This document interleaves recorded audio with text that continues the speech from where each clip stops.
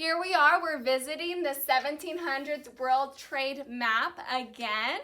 And again, let's go and read our learning targets. Our learning targets are: I can share accurate information in complete sentences. I can explain in complete sentences how trade impacted different countries in the 1700s. And I can list different countries' imports and exports. Now please repeat the academic vocabulary after me. Cardinal directions. Cardinal directions. Landmass. Landmass. Great Britain, England. Great Britain, England. Coast. Coast. H2O. H2O. Solar radiation. Solar radiation. Temperature. Temperature. Moderate. Moderate. Current. Current. Shallow. Shallow. Import. Import. Export. Export. Trade. Trade. Spices. Spices. Okay. Now, we're going to start off with our continents. Read this word with me. Continent. A continent is a large landmass. Do and say that with me. Large landmass. And continents make up of 29% of Earth's surface. Read this with me. 29% of Earth's surface. Now we're going to go over the continents. Our first continent that we have is Australia. Read this with me. Australia. Moving south, we have Antarctica. Read this with me. Antarctica. Now we're going to talk about the next continent, Europe. Read this with me. Europe. So Europe is made up of 47 countries. Read this with me. 47 countries. One of those 47 countries is a country called Great Britain, which is also known as England. Please read this with me. Great Britain, England. A continent that is right next to Great Britain is Asia. Read this with me. Asia. And Asia is the largest continent. Do and say that with me. The largest continent. Within Asia, there are many countries, such as China. Read this with me. China. They also have India. Read this with me. India. And there are also the Spice Islands. Read this with me. Spice Islands. Now, we are going to move that cardinal direction of west. So we're going to move west and focus on these continents. We have the continent North America. Read this with me. North America. And within North America, we have the 13 colonies. Read this with me. 13 colonies. Our next continent that we have is South America. Read this with me. South America. In between the two continents of North America and South America, we have the West Indies. Read this with me. West Indies. And the West Indies got its name because explorers thought they were in India and they had moved west.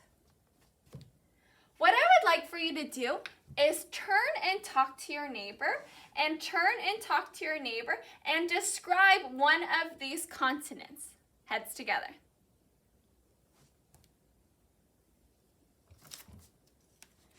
Okay, welcome back, historians, as we continue to learn about our 1700s World Trade Map. We are now going to talk about oceans. Read this with me. Oceans. Oceans cover 71% of Earth's surface. Read this with me. 71% of Earth's surface. An ocean is made up of water, and the scientific name for water is H2O. Read this with me. H2O. H2O stands for 2 hydrogens and 1 oxygen. Now, our oceans, we have 5 oceans, and in the year 2000, they established a 5th ocean.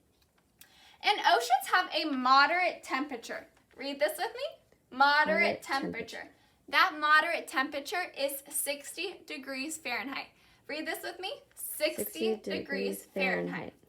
Now, the oceans get that temperature of 60 degrees Fahrenheit due to solar radiation. Read this with me. Solar radiation. Solar radiation is radiation that comes from the sun.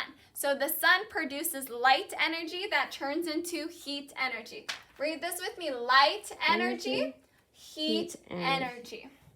Now let's go over some of our oceans. Our first ocean we're going to cover is the Pacific Ocean. Read this with me. The Pacific Ocean. The Pacific Ocean is the deepest ocean. Read this with me. Deepest ocean.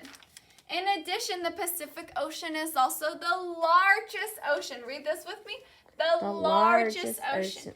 The Pacific Ocean touches North America and it wraps around and also touches Asia. Now we have the smallest ocean. The Arctic Ocean is the smallest ocean. Read its name for me. Arctic Ocean. And it's the smallest ocean. Please read that. Smallest. Now the Arctic Ocean is also the most shallow. Read this with me. Most shallow. So it's the most shallow. You can think of it at the shallow end as a pool. Okay, it's not very deep. Now, next to the Arctic Ocean, we have Hudson Bay. Read this with me. Hudson Bay. Hudson Bay is a bay that a lot of the 13 colonies would go to and use their water. Now, the Hudson Bay is also close to the Atlantic Ocean. Read that with me. The Atlantic Ocean.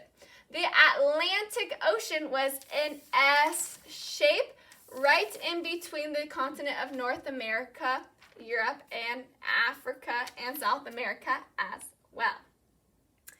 Now moving on, we have the Indian Ocean. Please read this with me. Indian Ocean. And the Indian Ocean is right by the country India.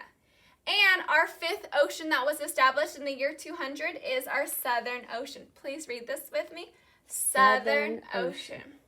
Turn and talk to your neighbor and compare two of these oceans. Compare and contrast some of these oceans. How are some of these oceans similar and how are these oceans different? Heads together. Okay, welcome back. We're now going to go over the trade. Read this with me. Trade. So, during the 1700s, their trade was called the Triangle Trade. Read this with me. Triangle Trade. The Triangle Trade was an exchange between manufactured goods. Read this with me. Manufactured goods. And manufactured goods are goods that are created. They also in between slaves. Read this with me. Slaves. And we have our slaves were people who were taken from Africa to work. And it was a trade of raw material. Read this with me. Raw material. So that's natural material that's grown from our earth. So in Great Britain, we're going to start with Great Britain. Great Britain had iron as one of their manufactured goods. So they would take iron and manufacture it for weapons. They also had copper. So copper was one of their goods that they would manufacture it. And for example, copper can turn into a penny. In addition, they also had tea. Read these resources with me. Iron, copper, tea.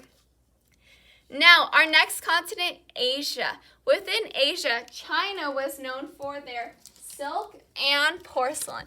So silk is a material that a lot of people, they like to wear. And porcelain, we have our porcelain plate and utensils. Read this with me. Silk, porcelain. In India, they were known for their black pepper. Read this with me. Black pepper. Now in the Spice Islands, they had many spices. One of their spices they had was nutmeg. Say nutmeg. Nutmeg.